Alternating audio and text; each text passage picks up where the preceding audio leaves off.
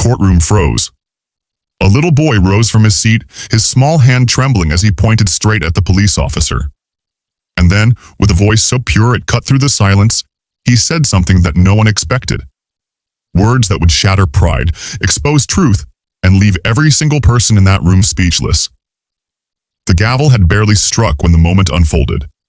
A quiet courtroom, filled with polished shoes and restless whispers, suddenly stilled as a young boy stood to his feet. His small frame looked fragile against the heavy wooden benches, yet his eyes, clear, unflinching, locked on the police officer standing at the front. He raised a single finger, trembling but determined, and pointed directly at the man in uniform. The air thickened. No one moved, no one breathed. And then the boy spoke. His words, innocent yet piercing, carried across the room like a blade of truth. What he said would silence the proud, stir the guilty, and change the fate of the day.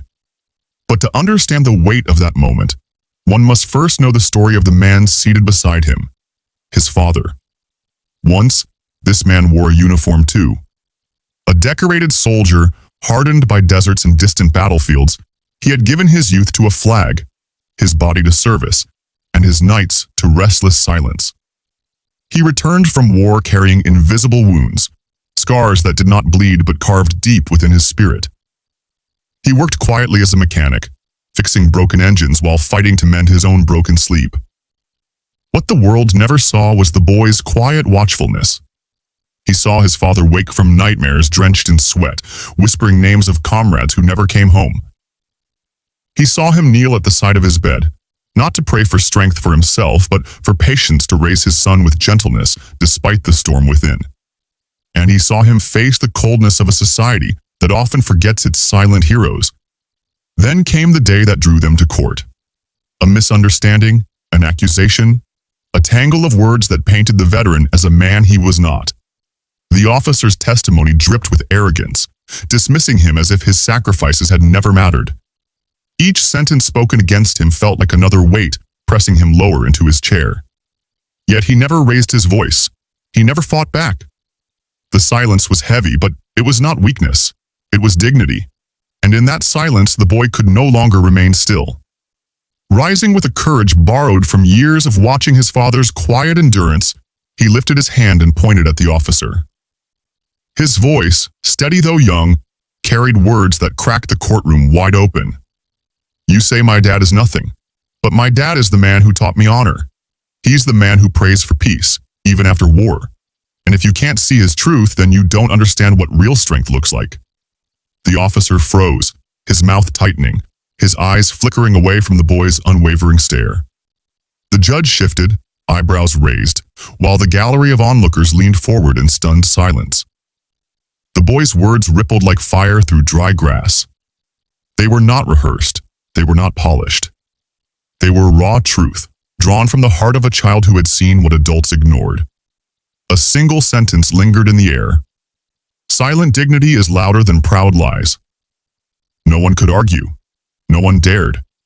For a moment, the courtroom was transformed. The officer's authority shrank beneath the weight of that innocent testimony. The father, still silent, bowed his head, not in shame, but in gratitude. The boy had said what he himself could not. And then something remarkable happened.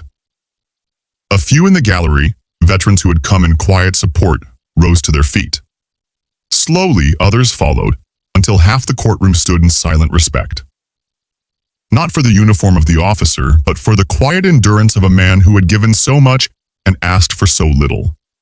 The officer's voice cracked when he finally tried to speak again. But by then, the power had shifted. Truth had already won. The father never lifted his eyes, but a single tear traced his weathered cheek. His son's words had given him something no medal, no rank, no judgment could ever provide. Visible honor. As the gavel struck once more, the courtroom was no longer just a place of law. It had become a stage of justice.